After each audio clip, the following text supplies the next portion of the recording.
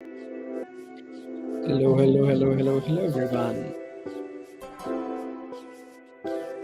We're back for part two of the session. Let me wait for a couple of minutes for people to join, uh, and then we can get started.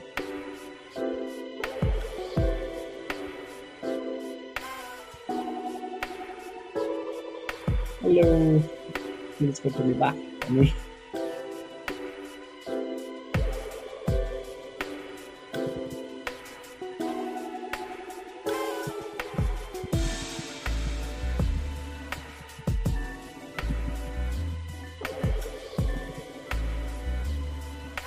Hello, hello, hello, hello, hello. Hi. Okay, let me just share the check-in link. Hopefully that's the part two. Yep, it looks like it. It goes in the chat. Please make sure that you check in. That would be really good for me.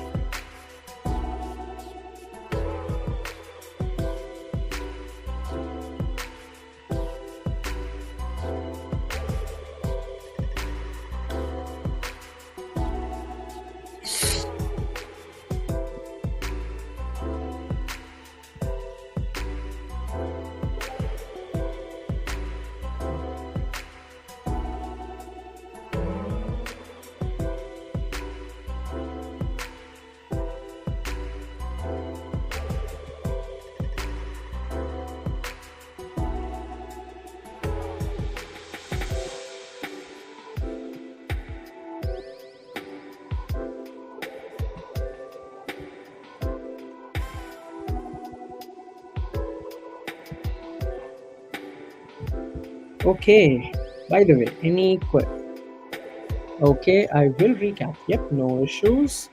Just waiting for like, let's say 1 more minute, let people join, and then I'll happily go over the recap.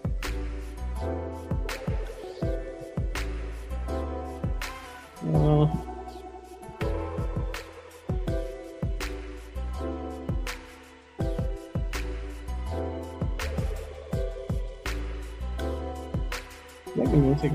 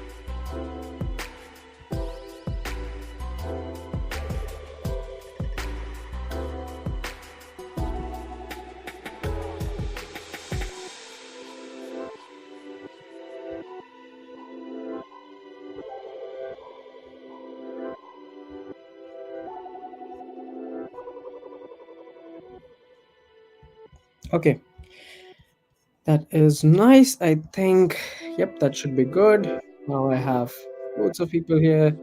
Okay, welcome back, everyone. Let me just reduce the volume a bit in the background. Yep, that's good enough. So, yeah, so for folks who were not able to join me for the first part, let me just quickly repeat it or revise it. So, what do we have here? So, we were building a GitHub good first issue tracker, and the project idea is basically that we have these labels on GitHub, which is like good first issue, which if I hover over it, it says that it is good for a newcomer. So maybe you want to contribute to open source, you don't know how to get started, and you need to contribute to issues which are kind of comparatively easier, just so that you can understand what's going on behind the scenes. So we are basically making a Python app which will go to GitHub API, which is something like this, and it would download all the labels, all the issues all the issues that have the label good first issue, and store it. Like right now we are storing it locally on files. So we have created this results JSON, new results JSON, and we did a bunch of stuff. We also added our GitHub personal token, so that we are not rate limited. We learned how to get more than 30 issues, because right now if you hit this API endpoint which we are using, now this endpoint basically returns only 30 issues at a time. So we managed to increase that to 100, and we also traversed over multiple pages. So page 1, 2, 3, 4, and like so on and so forth. We did a little bit of math there, because the total number of issues that have the label good first issue is uh, what, 5170 was it? Yep, 5170. And and each page we are returning like 100 results, so we need to basically uh, work over 51 or 52 pages of data. So we did that math there quickly, and yeah, that's I think where we stop. So going over to GitHub, getting some data, putting it into a file system. Then we also had to remove some redundant fields from here, which we were not using. And then we using, like, after removing those redundant fields, we ended up with this new results JSON objects. It is missing a few things inside this, which we will now continue building. And if time permits, we'll also see how to upload this whole data to MongoDB.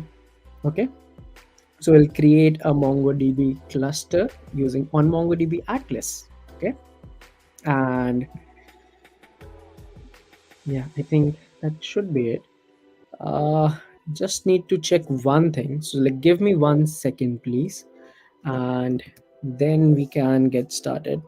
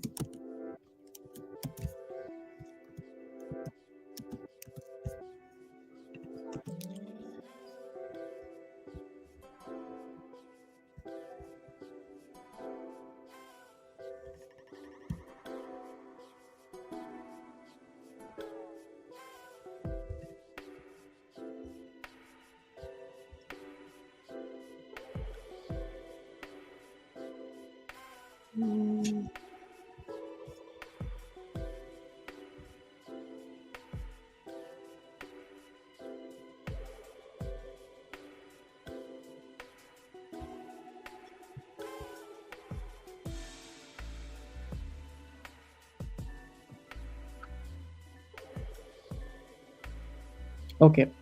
uh no worries. I think once we reach that point, we can check. Basically I was trying to, okay, no worries, ignore it. Once we reach that stage we can focus on it. No. Okay, let's move on. So we have been able to add data to our JSON files. We have been able to sort the data, but there was this one particular thing that we wanted from our code, like from our uh, results.json. So results.json is anything that is not processed. So from the unprocessed JSON part, uh, we were going to try and get the label, like inside the labels we want to get the object which has the name of good first issue, and get the URL of it. Okay, so that for this particular project we can see all the issues that have the label of good first issue. The only problem is that this part of the code, this part of the URL, sorry, api.github.com/repos, this needs to be replaced with github.com. Okay, so I'll show you what I mean. So if I take this particular URL, What should it give me? It should give me all the issues that have the label good first issue, but it does not, because this is an API. So if I remove that API, then I hit enter, it gives me 404, because hey, this is not a valid URL.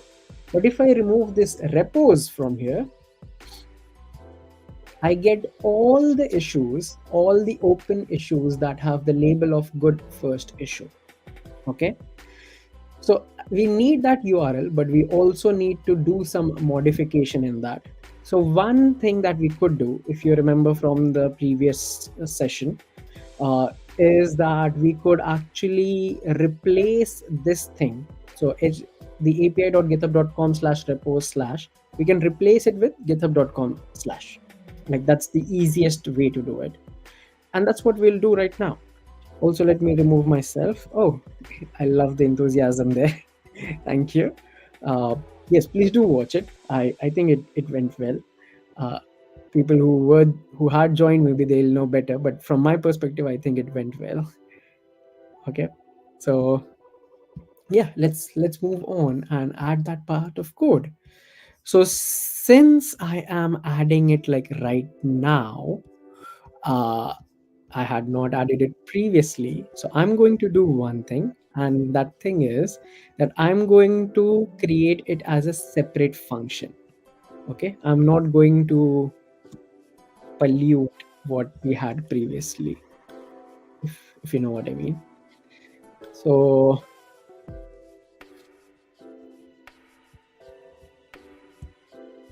let's create a function. Where should we create it? You can create it anywhere. So I'm going to create it on this line.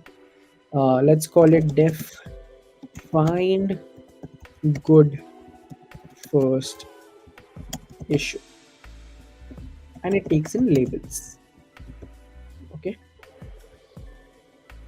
yeah, it should take in the labels. Now we'll loop over the labels. Why am I saying labels? Because it will be an array. So it has to loop over that array and only return the object where the name is good first issue. But also from that, we don't need this color, default description, node ID, whatever. We only need these two things from that. So let's go back. So for label in labels. Okay, so basically for each label in a label, if label dot get, spelling mistake, labels. Yeah, so try and get the name parameter or the name key, and if that is equal to exactly good first issue, if that is exactly equal to good first issue, then we create a variable called as URL, which will say that, hey, go and get the key, the key which is called as URL, not URK. Yeah, go and get the key called as URL, which we know is this one.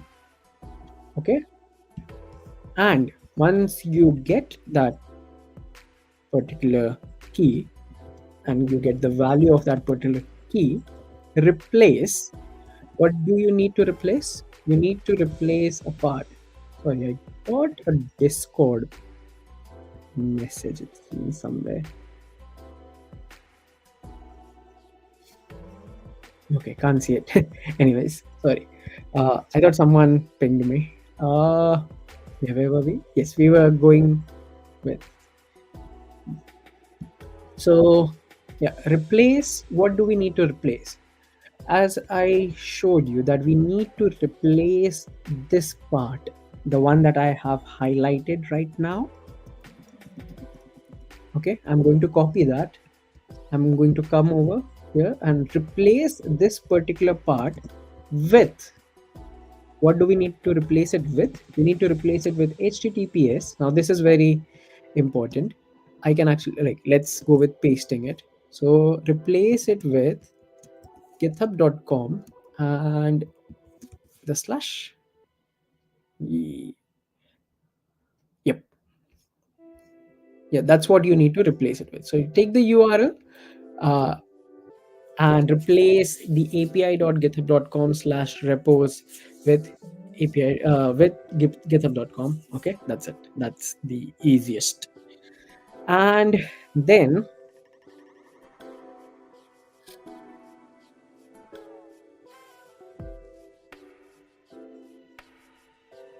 mm, the name. The name is nothing but it's going to be label.get the name, which we actually kind of compared here anyways, but this is like you can say it's kind of a formality here that we are doing. And now we just do a return, and inside the return we'll call the variable as label underscore name, like label underscore name. Oh, we could rename this could be called as label URL and label name. So label name is going to be label name, and what's the other thing? We need to return the label URL, and that is going to be label URL. Okay, that's what we are going to return from here. Yep. Now, to make the code more robust and more proper in a way, I would say you should also return empty. Like, if let's say there is no label which has the name good first issue, so in that case you can return the label name as empty string, and similarly label underscore URL as empty string. Okay, so this would be a good practice. So if nothing is found, or if these values are not found, then you return empty string. And I clicked on format, and this is how it has formatted it for me. Okay, some nice little formatting there. I have highlighted it, so like from line 49 to 56, this is what you need to write. I'll wait for 10 seconds, let people quickly get up to speed here.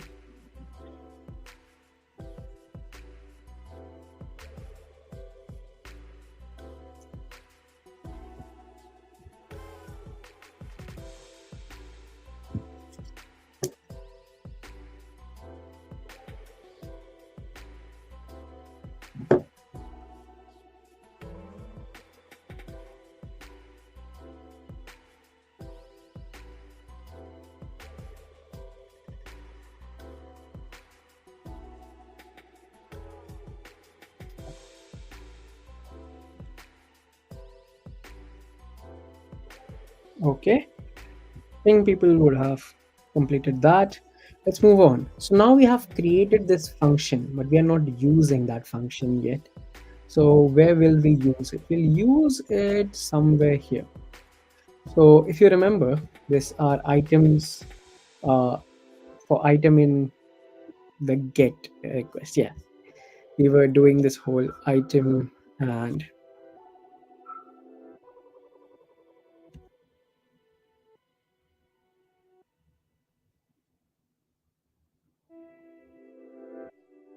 hmm, okay.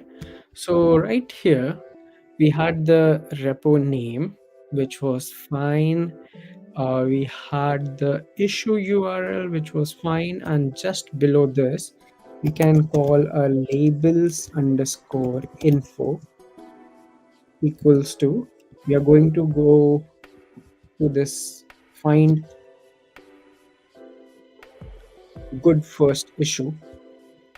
Okay, and what are we going to provide it? It needs the labels, so we can just say that in the item, so the item is the outer object, like this whole thing is the item, but inside that we need to get this labels. So item dot get labels, which is basically an array, and that is what we pass to the labels info. Uh, yep, that looks good. And once the labels info goes there, now let's talk about the result entry. So we have the repo name, we have the issue URL, and I think labels info can go right here. What's the problem? Dictionaries must contain a key value pair.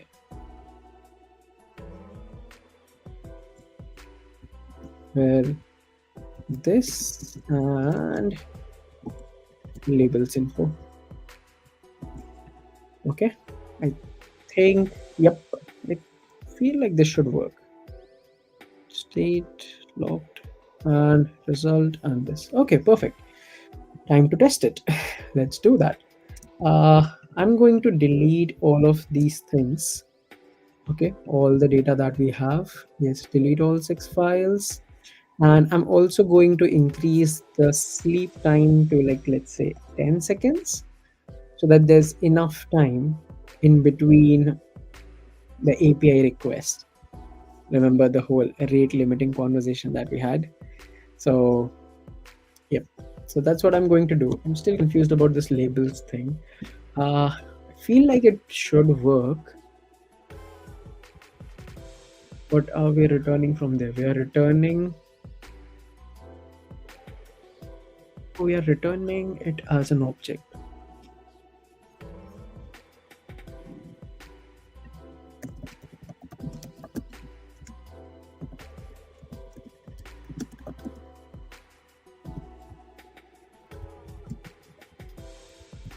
Mm,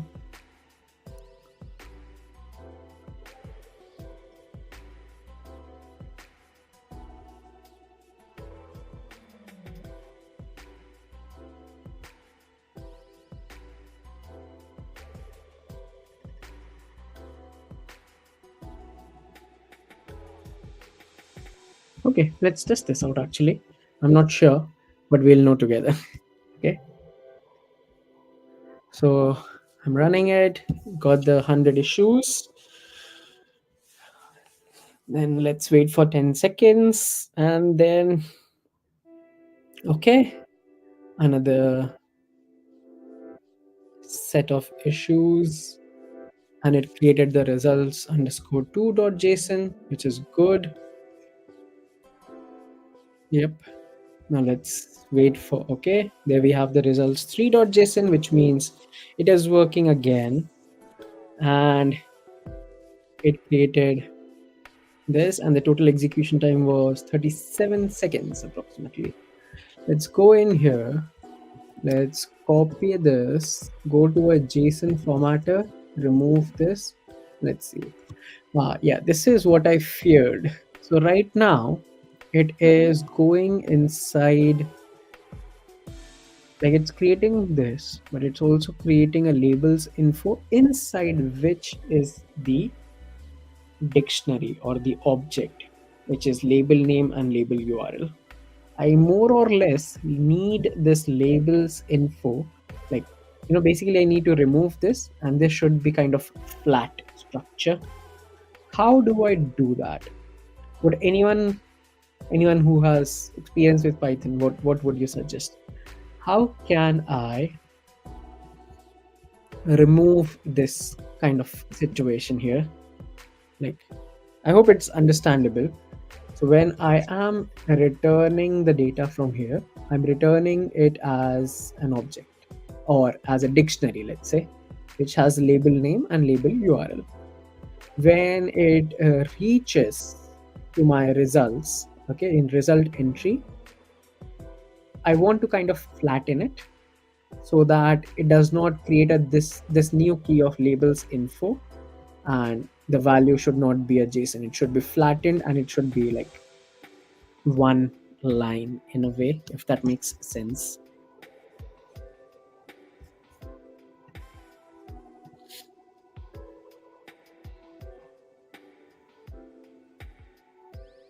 Anyone with experience in Python?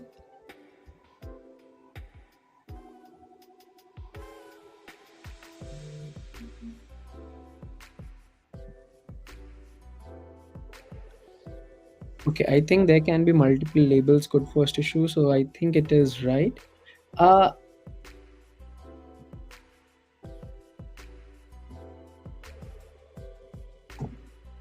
there will always actually be only one label of good first issue.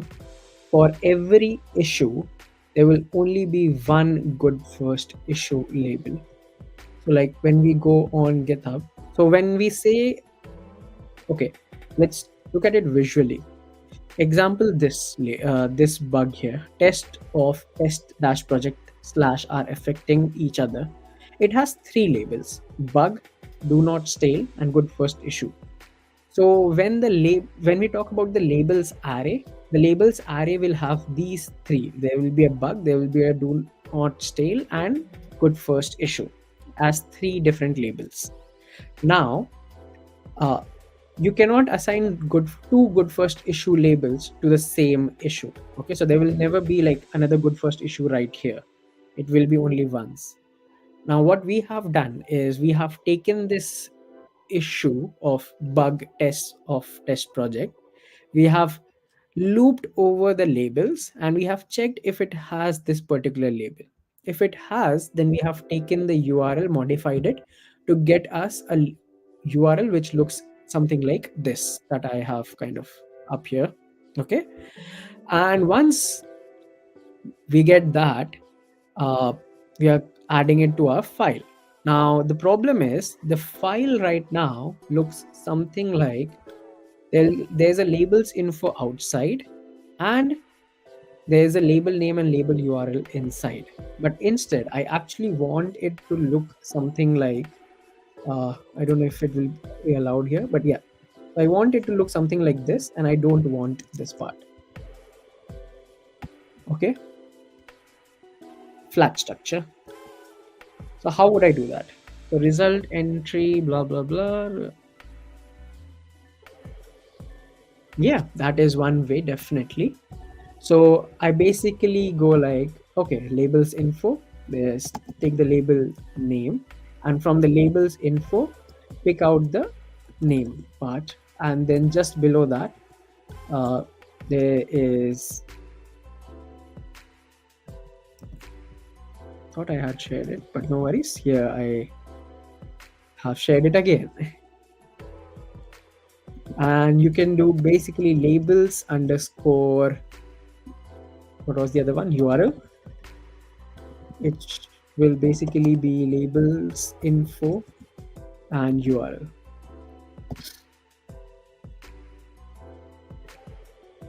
Label URL, label name. Oh, it will not label name, label URL, and this would not be name, it would be label underscore name. This would be label underscore URL. And yep, did. Thank you.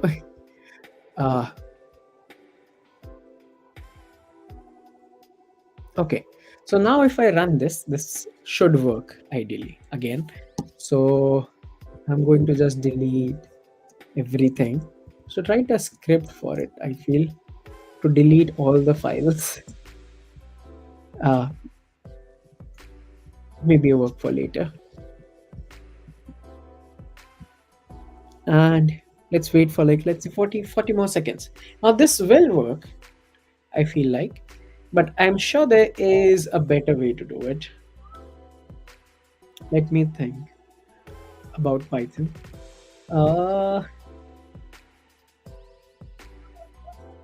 Has anyone heard about the double asterisk in Python?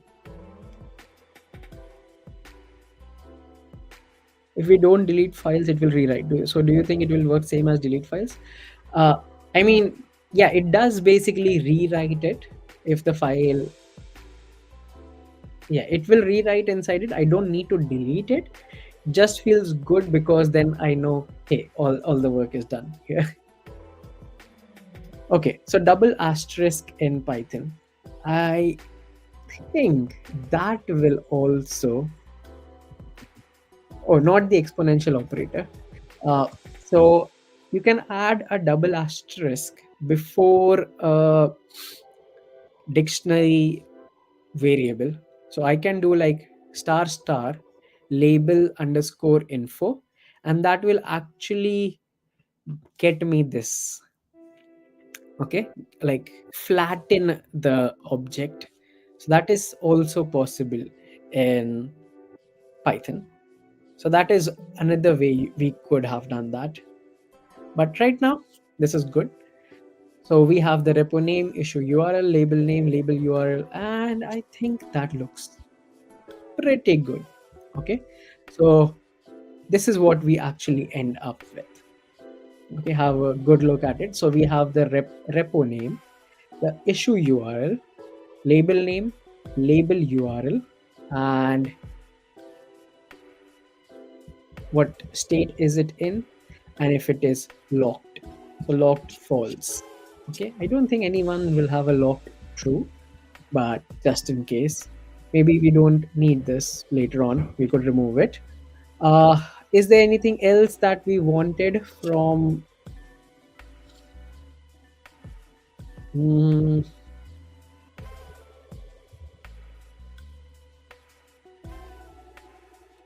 well, nothing comes to mind. If there's anything like title is a good one, maybe we could take the title as well, like take the title out, because I think that would be good. Right now, if we create a UI out of this, it will have the repo name, but it will not have the issue title. Okay, let's take the title out, and this time I'm not going to delete it. Okay, so let's see how that works out. uh, Issue underscore title, that is nothing but item dot get. What does it need to get? It needs to get the title, and that would basically be an empty string. uh, Wait, sorry, ignore that. So issue title, and right here we can create issue underscore title, and that would be this issue title. Okay, so it's called title, right? Wrong one. Yep, there it is. Yep, title and title. Okay, I think this should work. So let's again run this. 10 more seconds there.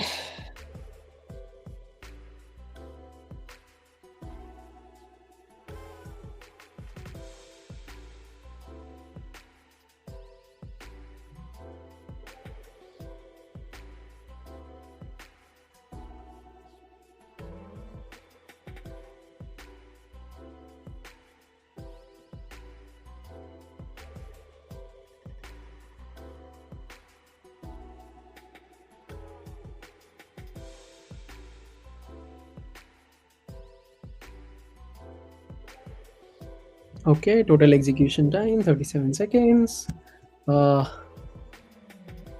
Issue title. So we know that we don't have to delete it. It will rewrite over it.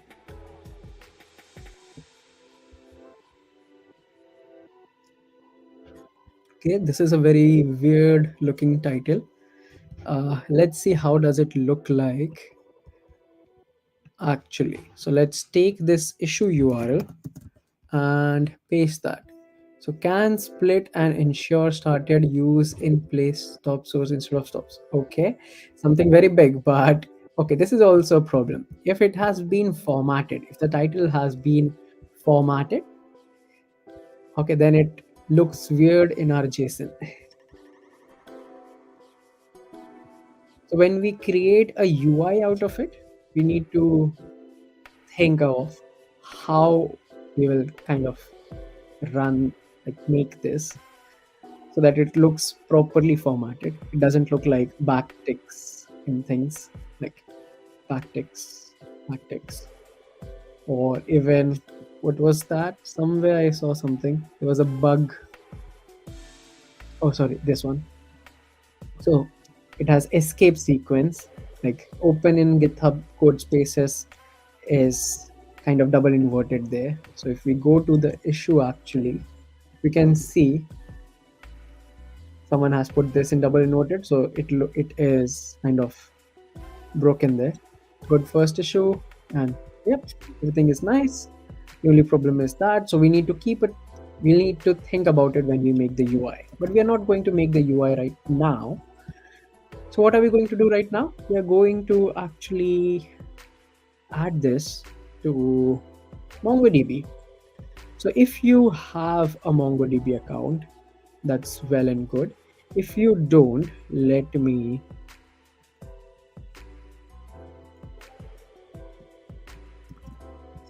quickly find where you can get MongoDB Atlas account. MongoDB Atlas. Just give me 1 second. I am basically trying to find the link that we share with folks.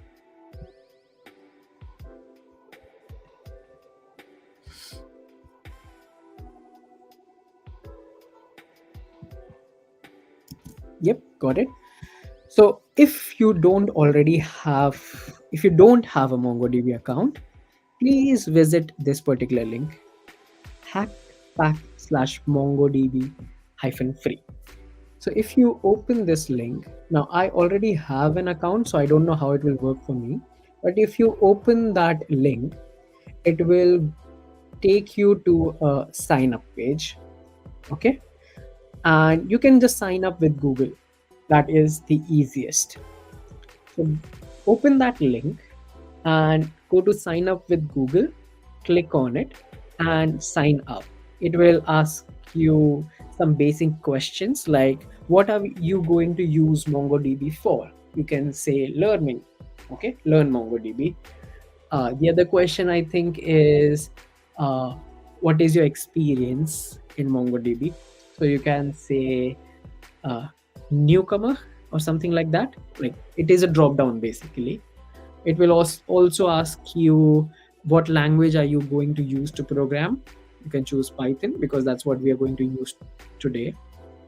And it will ask you some more questions like, are you going to do this? You can say no idea/none. There are two questions where you can say like no idea/none, and then just finish it up.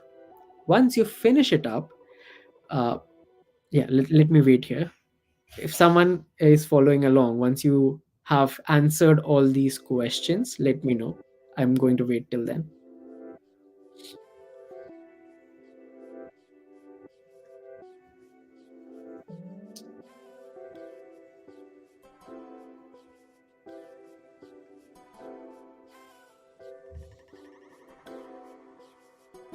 I already have an account, which is why I cannot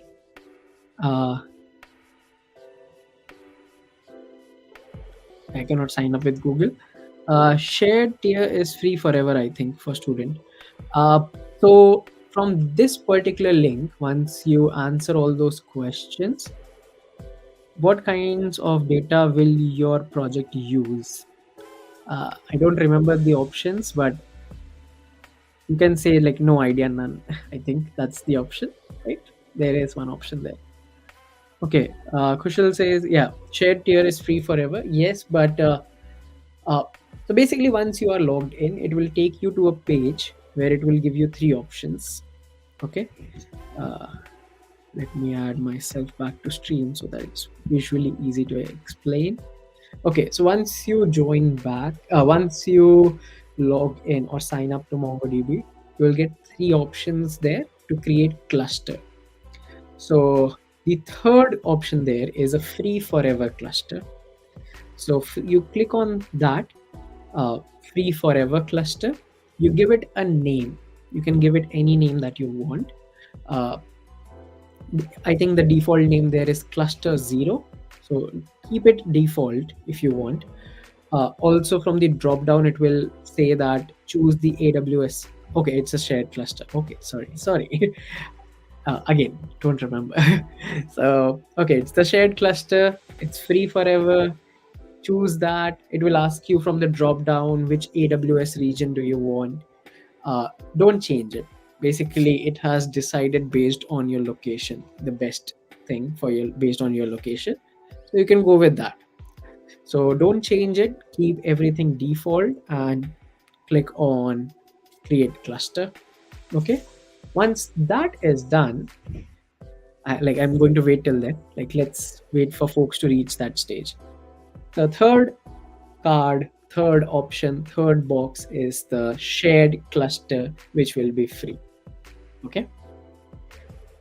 When you reach there, let me know, please.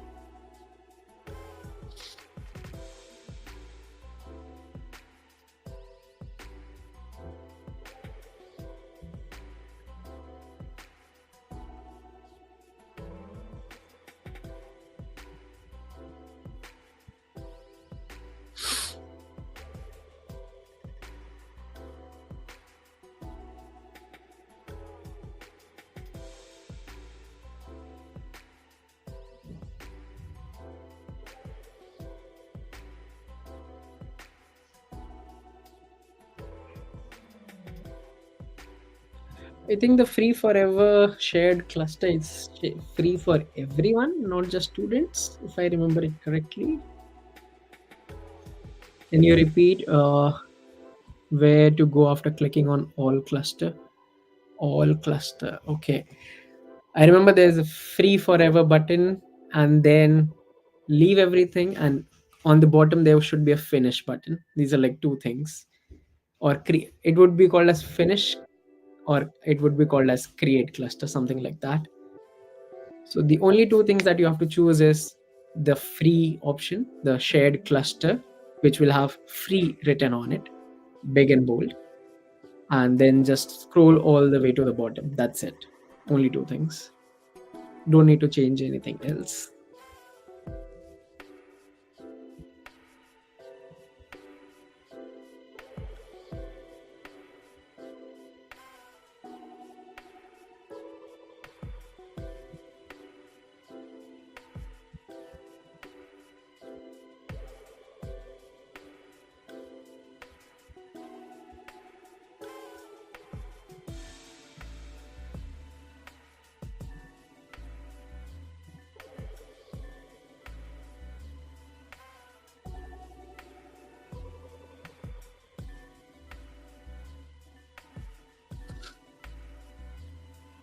Okay, let me remove this.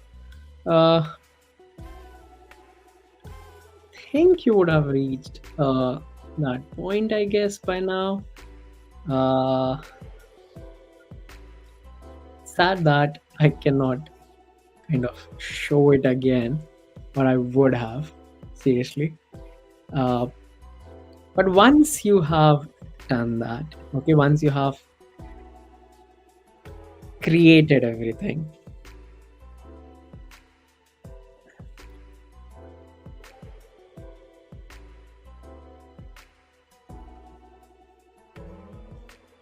hmm, I don't know why MongoDB does not allow me to go back. Okay, let's see. I guess this is it. So you will reach somewhere which looks like this. Okay. So just before this, you would have been asked two questions. Question number one would have been, how do you want to connect to this? So you can choose username, password. That is the option that you should choose, username and password. It will give a auto-generated username. It will also give you a auto-generated password. You can click on connect or like save or something like that. Basically allow it to use. Is there options for you to show screenshot? Yep, that is a good idea. Let me see. Or should I just create? Yeah, let me see if I can create a new MongoDB account.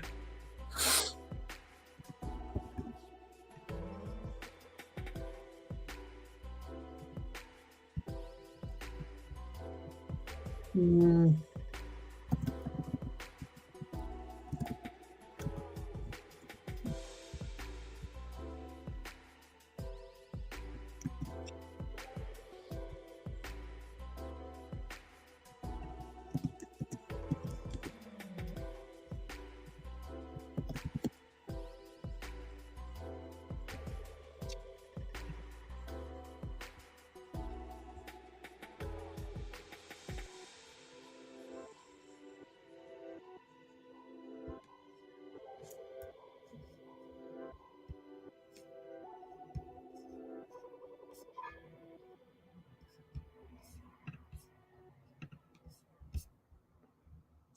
Hold on, I'm logging in. So, one sec. Uh,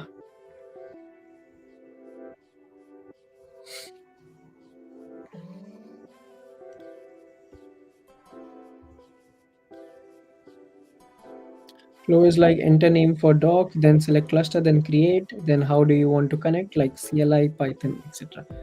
Yep, something like that. Uh,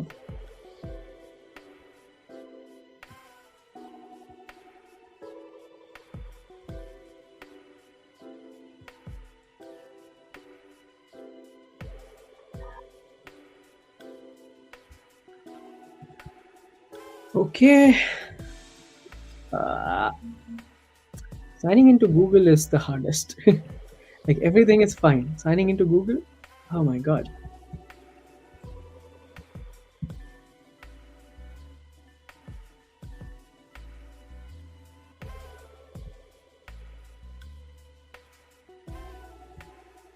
Okay, okay, okay, okay.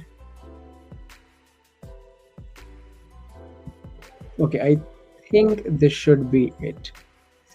Uh, okay, folks, you can now have a look. So you kind of accept it, submit it. I hope it does not show my email and everything. Welcome. Let's wait here. So you'll have to wait for a couple of seconds for it to kind of load. Primary goal, learn MongoDB, how long, new to MongoDB, Python, what kind of data projects will you use, not sure, none, uh, application, not sure, none, and this finish. Okay, M0, free for learning and exploring MongoDB in a cloud environment. Uh, Going for AWS, this cluster name, you cannot change the name of the cluster once it is created. Can keep it cluster 0, and I'm going to go for create. Okay, username and password. I am not going to use this password, so if anyone is planning to copy it, feel free.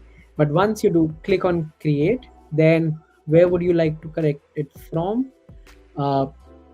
You can go for like my local environment, because we are going to connect to it from locally. And the IP address, this is important. Like for our use case, we are going to put it as 0.0.0.0, which is basically means anywhere. Okay, and then you can click on add entry and click on finish and close. Okay, so username, password, it will be auto generated, and then the IP address 0.0.0.0, which basically means you can connect to it from anywhere in a way. And then you click on add entry. Here you have to click on create user, here you have to click on add entry, then you can click on finish and close. And I'm going to shut that. Okay. Yep, I hope that was helpful. And now I have to basically delete my MongoDB account.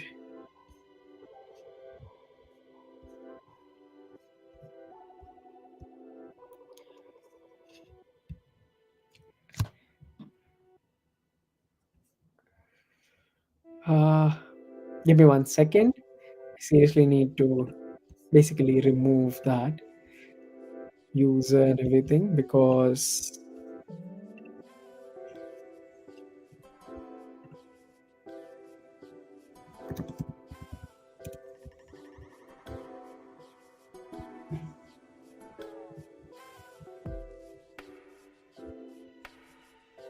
okay, perfect.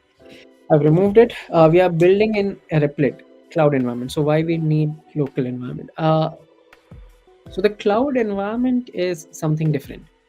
The cloud environment is MongoDB cloud, let's say, or let's say you're connecting to MongoDB from AWS. But for our use case, we are kind of saying that we're building it from a local environment, which is like we are writing code locally. And also by choosing local environment, you're making it easy, like, you're making it more easy and obvious for anyone who is coding locally. So local is anything that you are doing, and cloud environment is something that, like, there are two different servers, they're talking to each other, let's say. That's where kind of talk about. Okay, so once that is done, then you will get this connect option, and there's a drivers option. So from that drivers, choose Python, and what is the version of Python. Now I don't remember what is the version of Python in mine one, but I'm going to go with 3.12 or later. It should work, frankly. I don't think anything changed in between. Uh, so step one, it says we have to install PyMongo, and then there's a connection string. The password is hidden, thank God. And you can also view the full code sample. For the purpose of our project, we can go to this. Okay, let's go back to Replit and let's add the pieces of code that we would need to work with this. Okay, so we are going to say from PyMongo import Mongo client, client with L small. So from PyMongo import Mongo client. Where am I getting this from? If I go to the full code example, oh, they have changed it. They have changed it to from PyMongo dot Mongo client import Mongo client. Wait, now what do I have?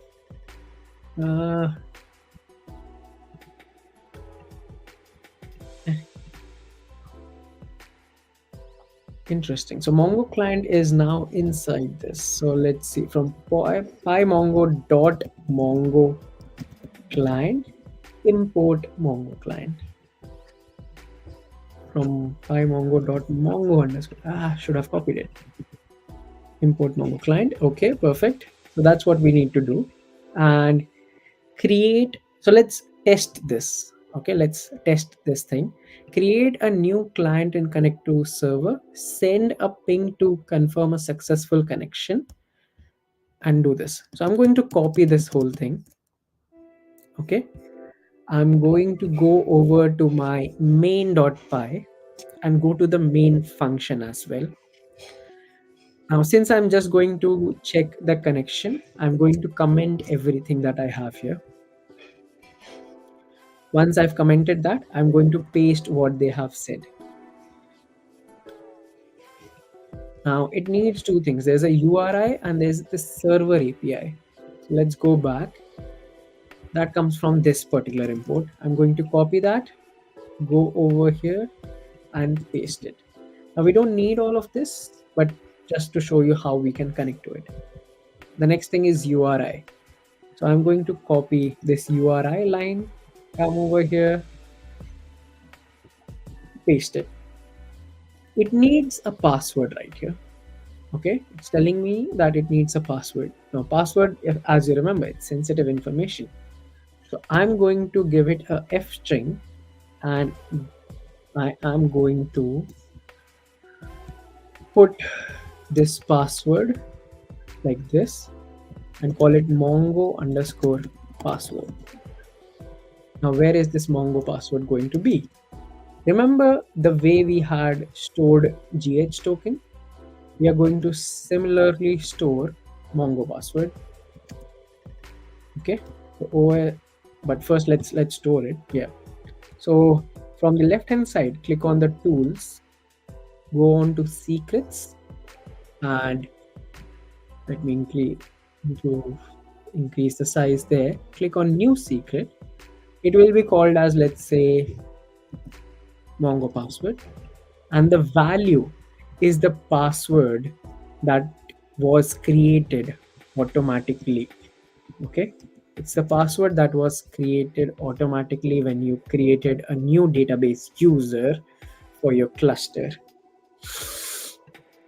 So I have that copied, and I'm going to save that, and I'm going to paste that. So now access the secret of Mongo password. And all I need to do is just take this piece of code, add it here. Okay, so Mongo password, and Mongo password goes there. What's the problem here? Use capitalize instead of small. Okay, okay, okay. I'll try that. So Mongo underscore password, capitalizing it, and now Mongo password is this one. Perfect. And that goes here. Okay, this variable, which basically means that now it should basically run. Okay, let's go out to console.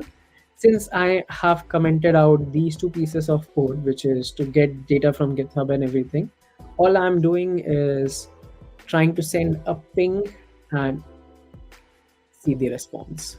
So I'm going to hit run. It is going to add PyMongo now. Let's wait for it to add that. Updating dependencies, resolving dependencies, and all that. While let me check the chat. Any questions for me? Anyone?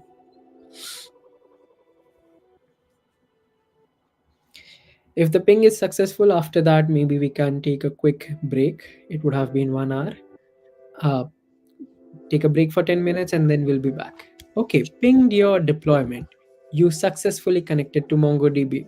Hooray! Okay, so that is really cool. That is nice, right? We are able to successfully ping to a deployment, which means we created a MongoDB cluster successfully. We added our secrets, and we also added the library called as PyMongo, and yeah, everything works well. Everything works fine. Mongo password is the one that when we create username and password. Yes, yes. Mongo password is that one. Ooh, let me ping again. I created a cluster, but there is no server API option in my Mongo connection.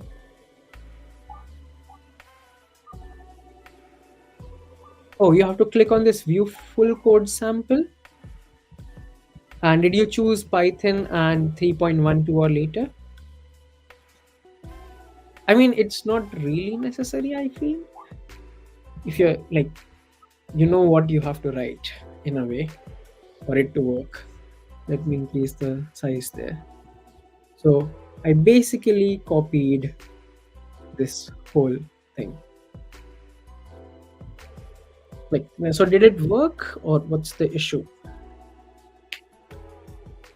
And you can paste any issues that you have. I think there is a ask GHW on Global Hack Week. So you can paste any issues that you're facing there, and I can quickly check it there and help you. How the password is generated. The password was generated kind of automatically. I have closed everything that I had. So let me see.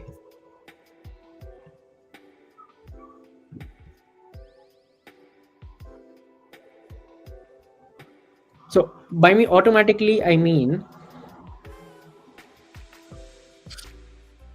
when we had created the cluster, that time it had asked for a password. It's that password. You can find that, I think, database access. Yeah, this is the username. And let me take it out of the screen because I don't know what will it show. So first let me test that. You click on edit password. Yep. Okay. So if you click on this edit, okay, it says that there's a password and you can click on edit password. I think you need to remember the old password, or you will need to basically check how to create a new user. Oh, there's a add new database user. You can add a new user here, add a new password here, or you can auto generate it. And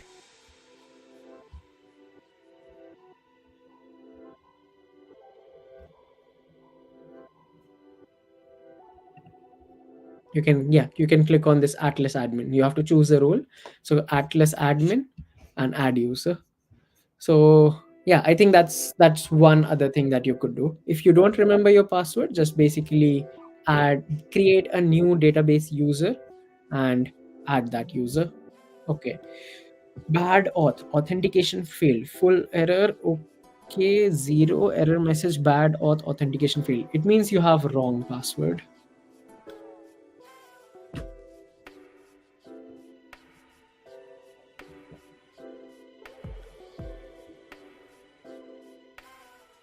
Any other questions, anyone? So I would say, yeah, the best way is create a new database user, remember the password, copy paste it somewhere, and then use that password to log in. So if you go to your database, or let's say overview, and click on connect drivers Python, then in this position you will have a new user, the new username, the new password, and everything should work.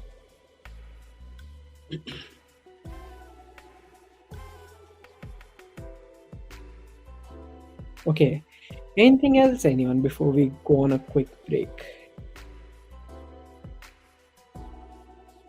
So by end of today's session, we would have successfully pushed all the data to MongoDB cluster. Can you show your code of URI? It's actually the same thing that I have there. Let me remove this. So this is what I have. Okay, the one highlighted.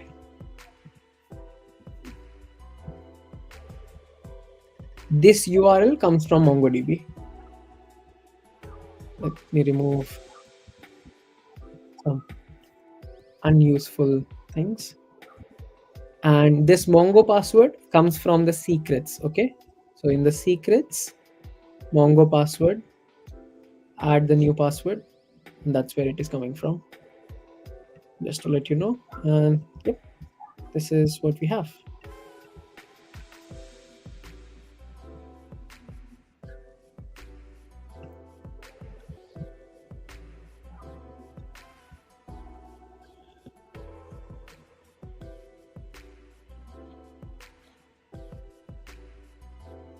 Okay, I think it's a good time right now to take a break.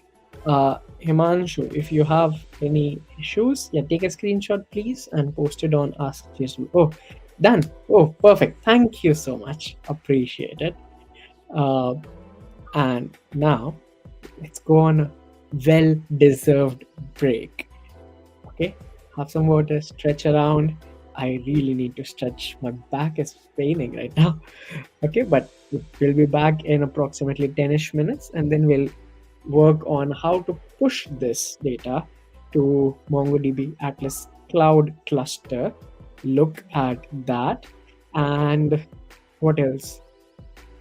Let's see, if we have time, we can work on combining, or we can actually give it as a homework in a way. Okay, yeah, so quick break and I'll be back.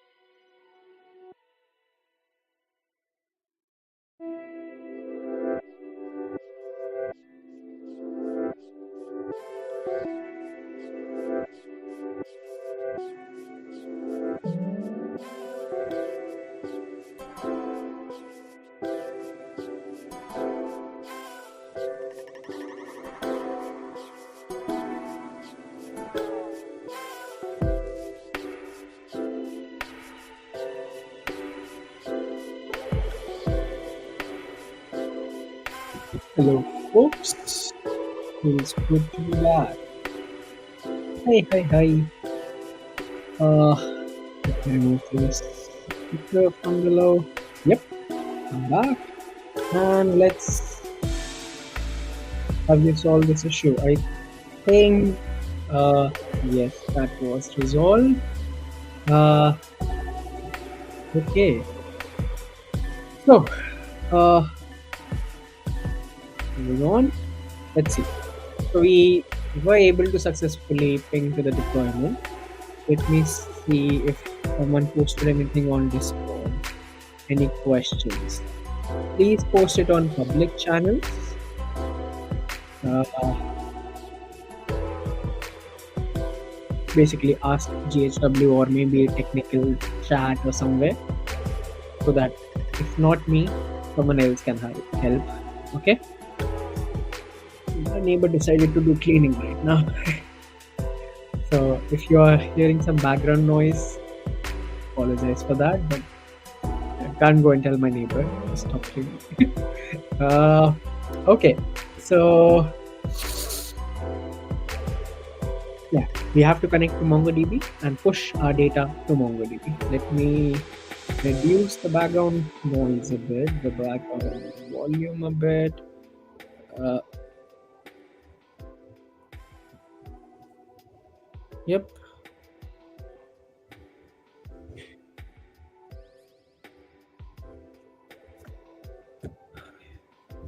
Uh, cool. Yep, that's good. So, hopefully everyone has been able to connect to their MongoDB cluster. Once you run it, it should basically show you this message that being your deployment, you successfully connected to MongoDB. If that's good, if that's done, that's really good. Okay. Well, very good and appreciated. Now let's create a custom function. Quick question. Is it like too loud, too noisy? Anyone, everyone, like, is there too much of background noise? It's fine. Okay, perfect. I believe you. Uh, Sorry about that. Did not expect this. Which is why I do stream in morning most of the times because it's like quiet. Okay. Uh, okay. Let's move on. So what do we need? So we can remove this piece of code that we had, except for the URI. We would need that, but we can remove everything else. Okay, so I'm going to do just that. I'm going to remove everything and just keep the URI. We can rename it as Mongo URI. Okay, so that it's easy to understand, and also take it from here, like cut it from here and put it just below the start time.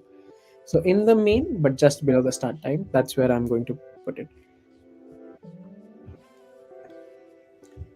Okay, okay, nice. So let's move on. Uh, yeah, custom function.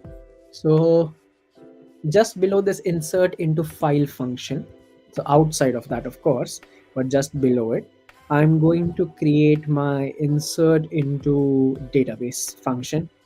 Okay, so let's do just like that. Def insert into database, and now insert into database, it will take two parameters.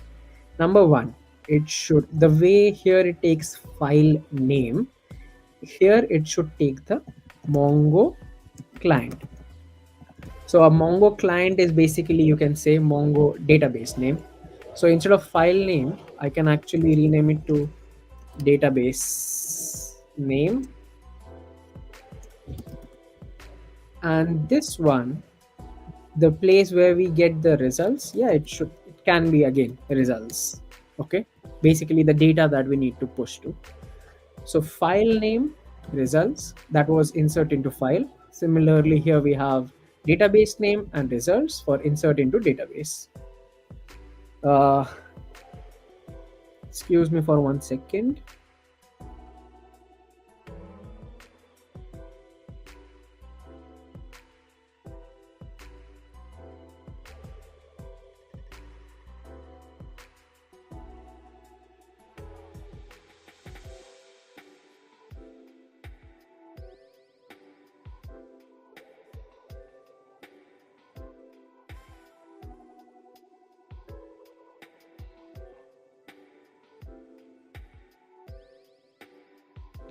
Okay, sorry about that.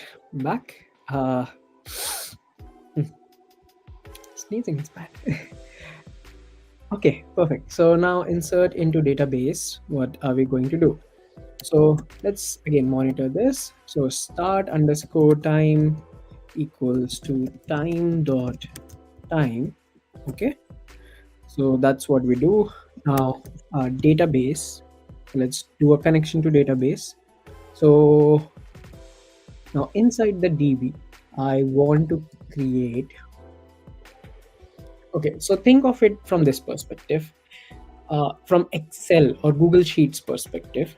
So sheets dot new. So when we created a cluster, we basically created this untitled spreadsheet. So cluster 0 is our untitled spreadsheet.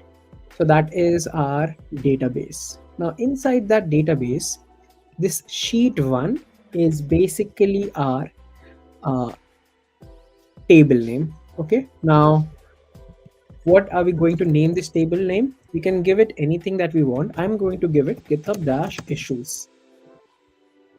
Okay, so do you get a reference? So cluster 0 is our whole cluster. Inside that there is one table which is GitHub issues. There could be multiple tables in a cluster, which is like quite possible. Okay, so if you understand that reference, then you will understand what I am going to do right now. So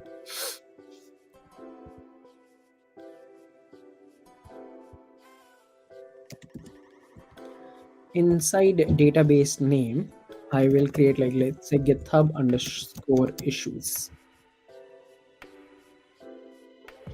Okay, and let me quickly think more about it.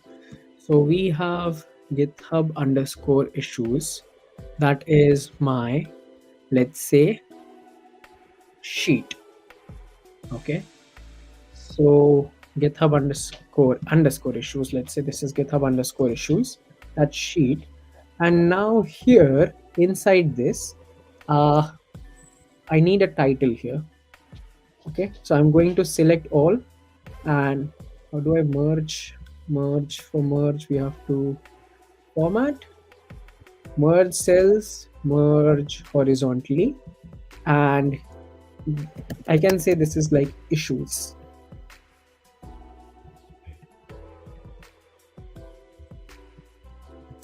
No, don't copy it. Increase the size. So issues. So this is my main thing. Now inside the issues, so let me like give it a border or something. Wow, I'm spending so much time on this, but this is important to understand. So just remember where everything is. This is where cluster 0 is. This is where GitHub issues is. Inside GitHub issues, this is one of the main parts, that is issues. And inside issues, I will have my options. What was it? My documents, you can say.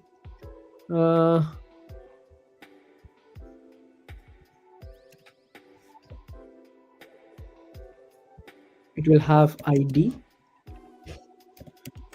It will have, let's say, repo name.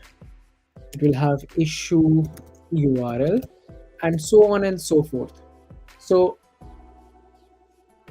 this is my wait,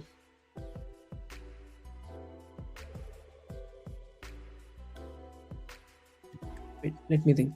So cluster, this could be called as collection, which is GitHub issues is a collection, and inside that I have kind of a table of issues. Now issues can have multiple things inside it. So there's issue URL, there's what labels name, there was also labels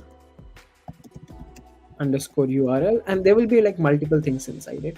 But now inside a collection, you could have multiple tables. So let's say there was an issues table. We can also have another table like user table. Okay, let's call it user table. So like, I hope you understand the idea of it, like how it works. So now for this one, I can say that, fill this with yellow, and this is another table inside the collection. Inside the GitHub issues, there's this another kind of table or another JSON file, like multiple ways to say it. So cluster, collection, inside the collection, multiple, it's a collection of multiple tables or multiple things. There are two tables in this example right now. There's a issues table, there is a users table. Okay, so if you understand that part, now you'll understand a bit better of what I'm doing here. So I'm saying that we create a new DB, and we are saying that in the database name, which is basically my Mongo client, create a new collection called as GitHub issues. And now inside the issues, now create another one called as, like, let's say issues collection, which is basically inside this GitHub issues, create something like issues. And then we just have to push issues underscore collection dot insert underscore many results. So this is like bulk pushing data into MongoDB. Okay? That's the simplest way to explain it. Bulk pushing data to MongoDB.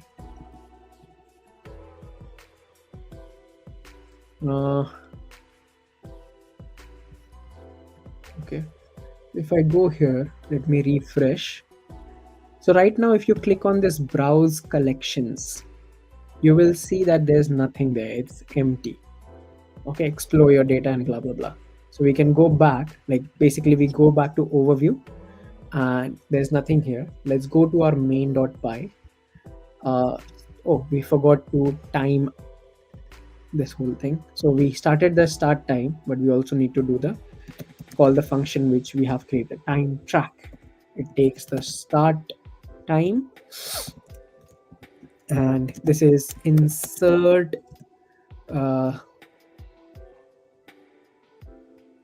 into MongoDB. Yeah, we can just say insert into MongoDB, not MongoFB, MongoDB. So yeah, this is what we have written. Okay, if these three lines, these are the important lines. So this is our Mongo client. So oh, I should rename this. This can be Mongo client. Yep, that's better naming, I think. So Mongo client is our MongoDB cluster. Inside that we create a collection called as GitHub issues. Inside that we create a table called as issues, and then we are inserting everything, all the results that we get into that issues. Now where do we use it? So let's go here. Where should we put it? So when we actually insert into a file, okay, just below that we can actually insert into the database. So let me uncomment this. So just below insert into file, we can go insert into database. Now what all things does this database take? It takes the Mongo client. What is Mongo client? It's nothing but my MongoDB URL, URI, if I say it.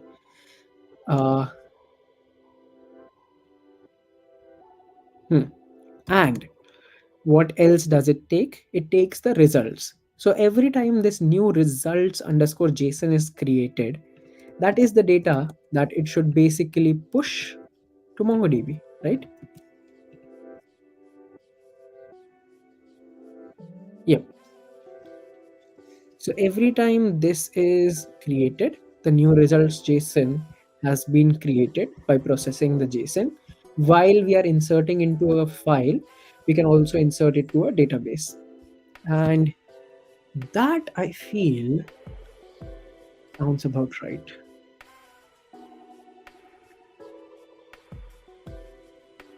Okay, let's run this whole thing and let's see if it works. I do have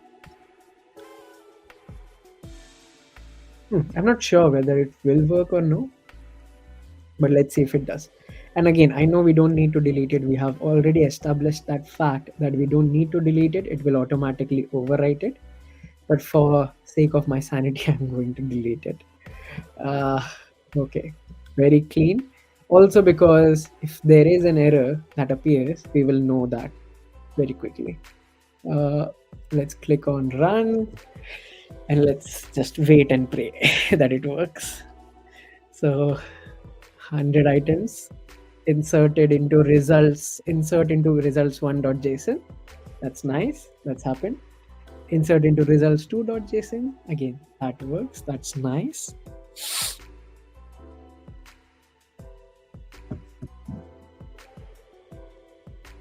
Insert into results3.json. Again. So everything's working till now. Well, because that's basically getting data from GitHub API, which is no brainer.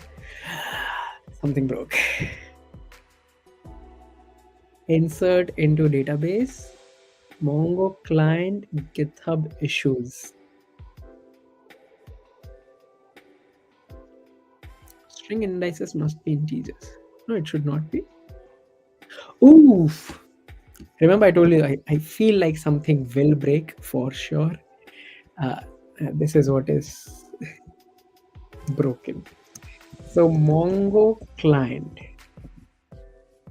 the one thing that we have kind of imported on top.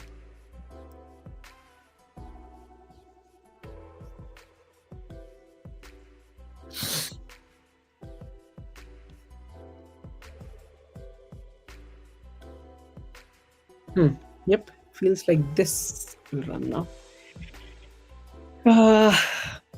Mongo client. So that actually converts this string to MongoDB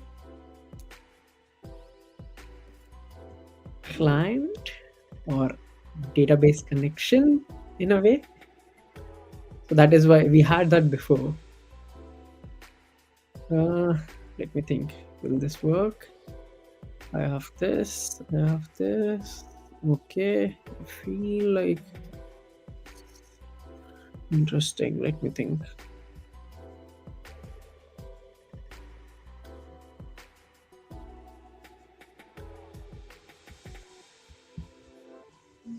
Okay, let's run this again.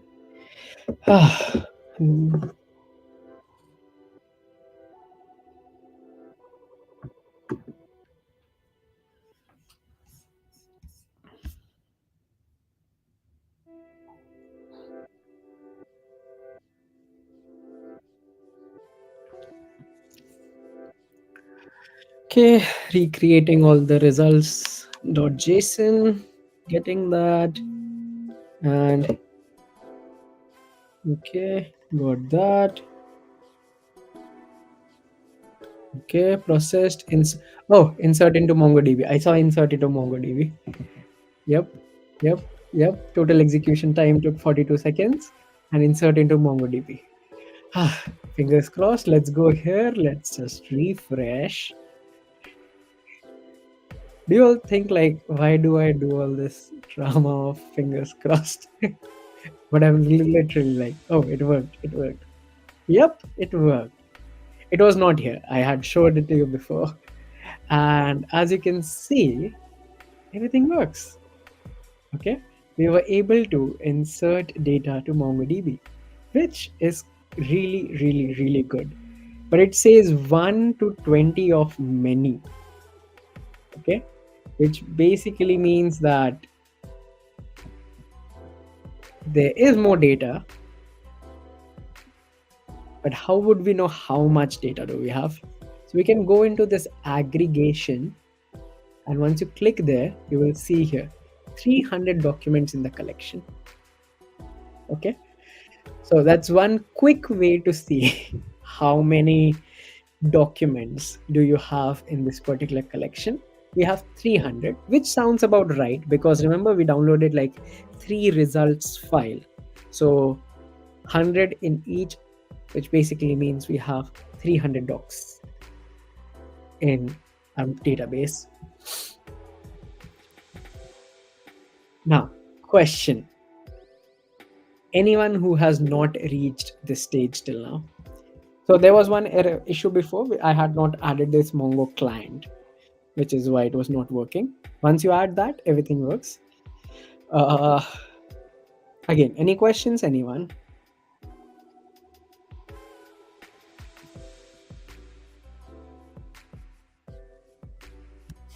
Also, if you don't have it, I will share the link to this project here. Okay, you're doing okay. I'm willing to wait because, like, whatever I had planned, all of it has been kind of completed today. The only next thing that I'm going to do is, oops, sorry, I pasted it twice. The next thing that I'm going to do is actually add Streamlit to it. Okay, so add Streamlit to convert this from a script kind of to a UI, a web app. So maybe you can learn, like, you can deploy the web app. Also, right now we have added a code which inserts into database. We will just need to add a small piece of code to get data from database. Okay, so instead of inserting it, we just have to get all the results and store it, get the result and show it to the user. So that's what we need to do. But yeah, but I don't want to like start it right now and stop halfway. So what am I going to do? What should I do? I can show you what Streamlit is. Yes, that would be a good thing to check out. What Streamlit is, how it works, so that I don't have to spend too much time tomorrow on explaining what Streamlit is. We can directly get started. Yep. But now I'm going to like wait here. So this is the piece of code that I had added. Where are we getting GH token? We are getting the GH token from our secrets from GitHub. Let me see if I can send this piece of code. Okay, it will go broken on YouTube, but it should go properly on, not properly, but it should go on Twitch. GH token, yes. So GH token was from our GitHub. So if you go to your GitHub, go to settings, go scroll down to developer settings, personal access token, tokens classic, generate new token classic, add the authentication code. But once you do that, it will ask you to give it a name. I have given a name of ghw-github-issues-api. Choose repo, comma user. Okay.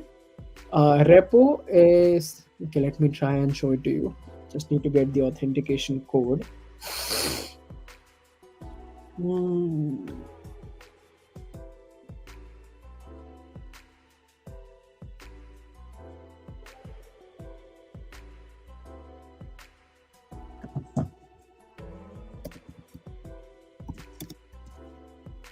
Okay, so give it a name, like let's say this, like not this, but something. Change the expiration date to, let's say, 7 days, so that if by chance your token gets leaked, at least after 7 days it would be worthless. Or you can actually add a custom here, which would be like, let's say tomorrow, 11th. Okay, so you can add that. Choose this repo. If you select this, everything else under it gets selected. And the user, select this, everything else under it gets selected. Click on generate token. Okay, so this is, let's say, a test token. And once you click on generate token, you have to copy this. Okay, you need to copy it like right now, because once you leave this here, you cannot get it back. So you have to copy it right now. You won't be able to see it again. Okay, that is a disclaimer. So copy it, paste it somewhere, and once you get that, go over to your main.py, go to tools, go to secrets. You can click on new secret, basically add GitHub token, paste the code that you have, and this is how we can get it. So it says import OS, which we have done here, gh token os.env github token, and we are saving it to gh token, and then we are using it in our code right here. Does that answer your question? And let me actually delete this token.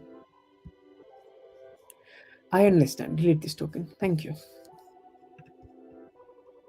Okay. Yeah. Any other questions there? Any? Yep. No worries. Happy to help. Any other questions, anyone?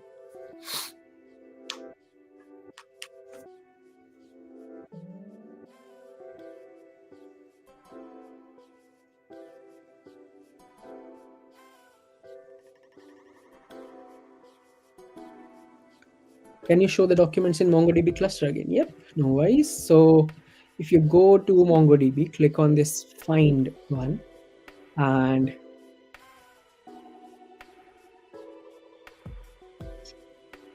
this is all the documents.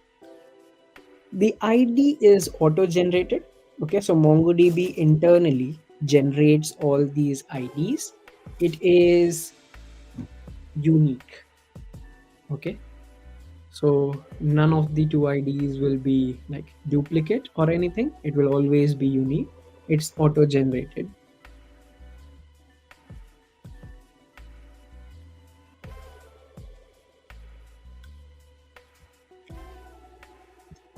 And to check how many records do you have, so these things, these are called as documents.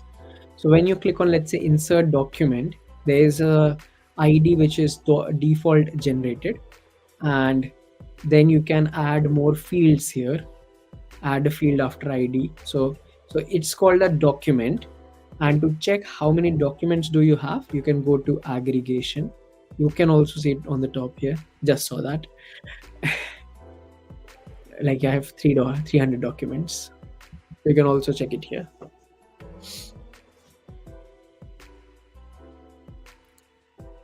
Does that help you?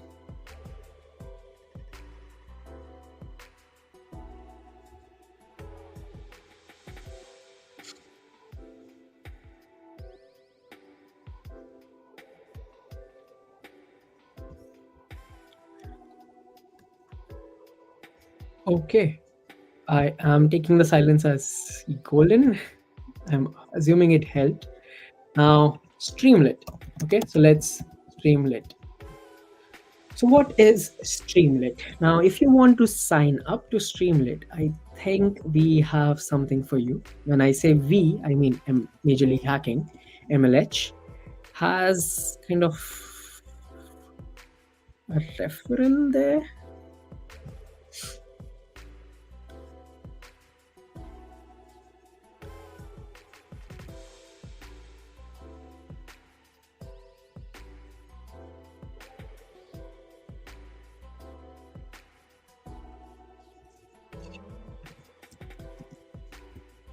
Oh, it's not a referral, it's basically a link to the documentation. So you can open it from here. What about the spreadsheet thing? Oh, that was just an example to show you what it means by like what is a cluster from a spreadsheet perspective. When we talk about cluster, what is a cluster? What is like what is a collection, and what is, let's say, what's like a document in this collection? So anything that's, this is a document, and what is like a table. I mean, basically to show you what things are. So the spreadsheet thing was just an example to explain what everything is in MongoDB. Like inside GitHub issues, you can have issues, you can have user, so you can have multiple collections in one main collection or the outer collection. So inside GitHub issues, I can create a new collection, call it, let's say, user. Okay, and yeah, something like create. So there would be like inside GitHub issues, there's like now two collections. There's issues collection, there's a user, and here we can add data. So Yeah, that was just to explain. And to delete anything, once you hover over it, there is a delete here. To drop the collection user, type the name to confirm. I'm lazy. I'm going to paste it. And now we are only left with issues. Okay, so let's talk about Streamlit. So what is Streamlit? So if you have never worked with Streamlit, I think this is the best way to show it. This is where we can pause. So it's a library which allows you to convert your Python code into a web app. And by converting it to web app, what it means is that you can actually give it options that a user would use to interact. Now, in our case, like let me give you an example how we can convert our code to a Streamlit application. Number one, I can add a drop down, let's say, to or maybe a text box. Okay, a drop down or a text box to give it the API endpoint, the API endpoint that we have somewhere. Yep. So this API endpoint could be a drop down or could be a text box. Let's say I don't want to do that, but let's say I want to pass the token as a drop down option, as a text box. Like a user enters a token. It's quite possible, like let's say on one token you have some limits, but if you have two or three tokens from two or three people, everyone can, like, get more data.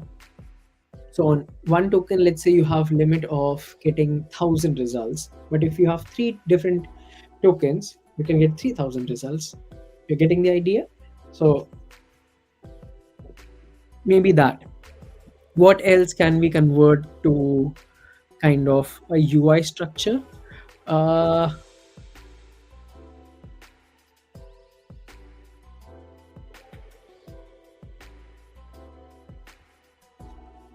doesn't seem like anything here as such, but we are also going to create a UI to show the JSON data that we have downloaded. We're going to create a UI where we can show it as uh, you know as an output, so the users can interact with it. There will be we can create a nice UI where title will be big and bold. The tag would be smaller, like a button. There can be, like, hyperlinks, icons which are links. So multiple things. Yeah, there is another good example, like labels. Okay, right now we are only going for the uh, good first issue label, but we can change that to good first issues, or PRs with dash welcome good first issue, or something else. uh the state, yeah, the state open could be state closed. Even the per page, we can change that to, like, instead of taking 100, like my 100 is max, but let's say we only want 50 issues. So we can do all those things uh, with this piece of code, and we can also write some new piece of code which will allow us to show this JSON data into a nice UI to interact with. So right now, the time that I have left, let's quickly actually create uh, a Streamlit application, and we can actually start it under a minute, which is very true, but I'm not going to do it here because I don't want to kind of spoil this. So I'm going to go to replit.com, like basically homepage, go to templates, search for a Python template, use template, streamlit dash testing, uh, use template, let it create, and pip install Streamlit and Streamlit hello. Or we can also, like, import Streamlit as Streamlit and do all these things, but I'm going to go with the easy one. So we go over to the shell and we basically paste that. Pip install Streamlit, hit enter, let it download, and I think it should work. Let's see. So it will download a bunch of things, let it download on the background. Right now, we are not writing any piece of code for it or anything, but we can try it out later. Uh, this. Yep. You can copy this piece of code. Yep. Copy it. Go over to stream in main.py. Don't need the pandas here. st.write. Yep. I think this should be fine. Once it downloads everything on the right hand side, then we can run this, or we can also run the example that they have. Streamlit hello. Okay, feel like it should complete download any second now.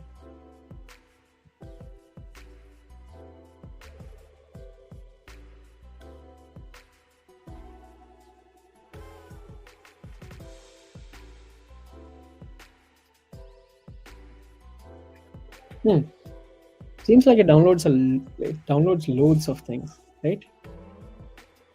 6 referencing numpy. This is Streamlit, Tornado, JSON schema, Jinja 2, typing extensions, URL lib3, protobuf. Oh, Git Python. I don't know what Git Python is.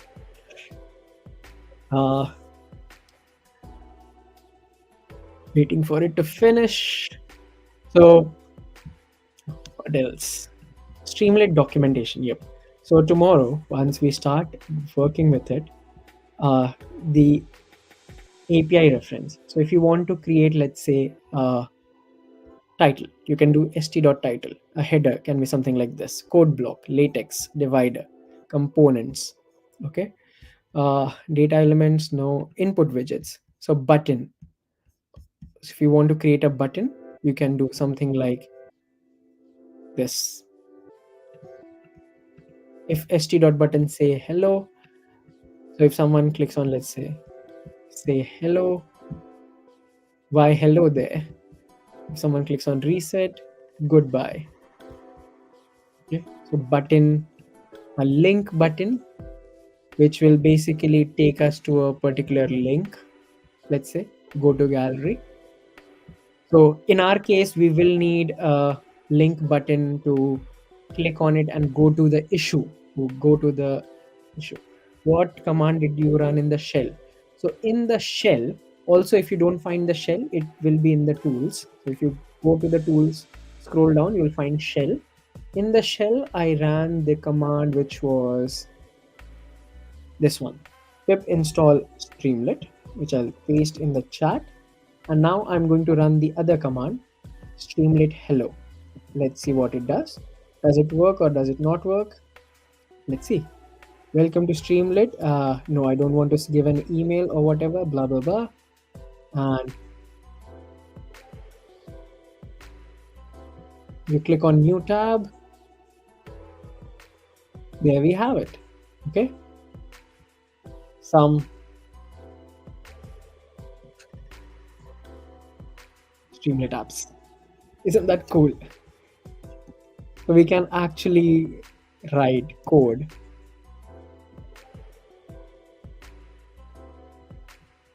Get some graphing done, get all these things done, which I think it's like really cool, really pretty. And also you don't have to learn UI development as such. You can do it in this directly. Okay. So that is one. But this Streamlit hello is kind of a console app. What if I want to run this particular thing? Let me just shut my shell. So I can do Control C, close the web view, close the shell, let's say. And now in this case, I run this particular thing. It will I don't know why does it do that. Oh, because I did a pip install. Now it's doing a poetry add Streamlit. Once it adds Streamlit, we'll be able to see this in the UI.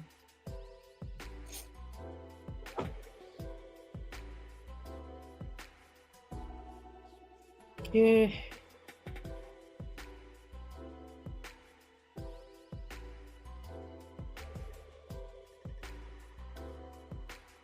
Okay, it's saying to view Streamlit app on the browser, you have to run it with this command. So let's do that. Uh, okay, I need a shell again. That was a bad idea to close it. So shell, and I just need to do Streamlit run main.py. So now if I do that, hopefully it will run it. Yep, there we have it. And show web content. You can click on new tab to open it. And my first app, hello world. My first app, hello world. Okay, perfect.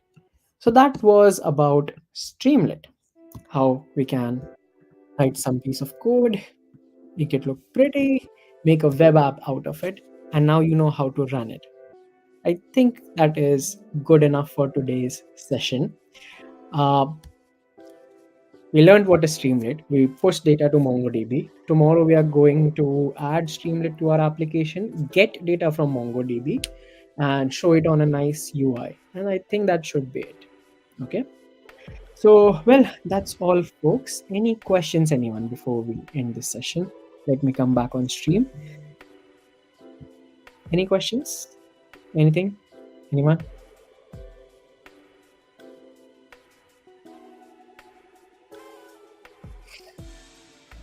It's pretty fast. Yeah, I know, right?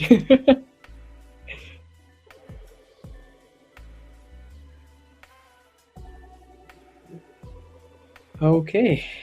So it seems like no questions. Thank you so much, everyone, for joining. When should we use MongoDB in our application? Well, that's a very open-ended question. Uh, like maybe I would say whenever you want some data to be stored and you don't want to recreate that data again and again, maybe then uh, that would be a good idea to store it.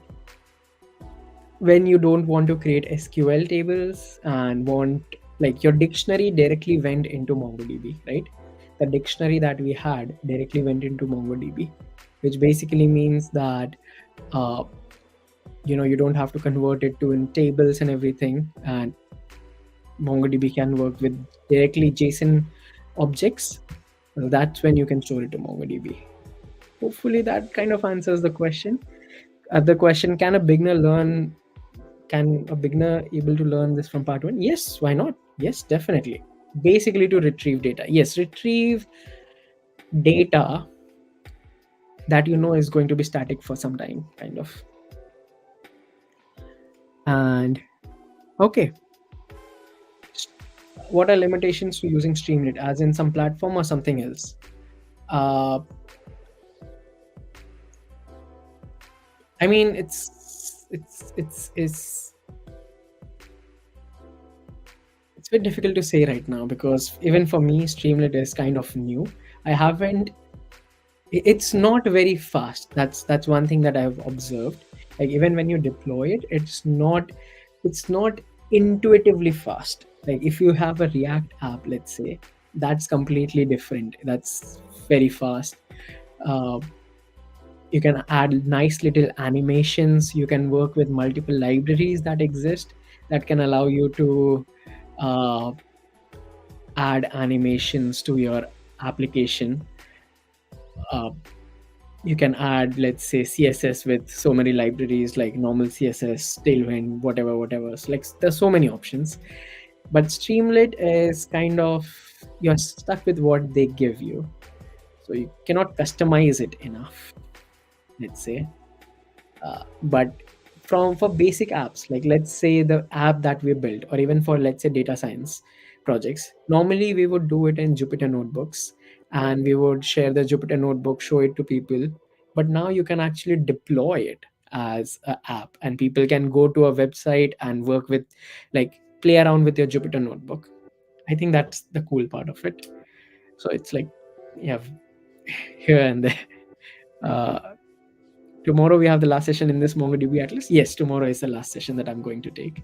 Okay, I am over my time, so I'll have to end it right now. But thank you so much, everyone, for joining. I appreciate everyone who have thanked me for this, but please do join for the next session tomorrow, where the last session, and we'll complete this up. Okay. So thank you so much, everyone. Have a nice day. Have a nice evening. You're very welcome for this session. But again, thanks to you. Okay. So thank you. Bye bye.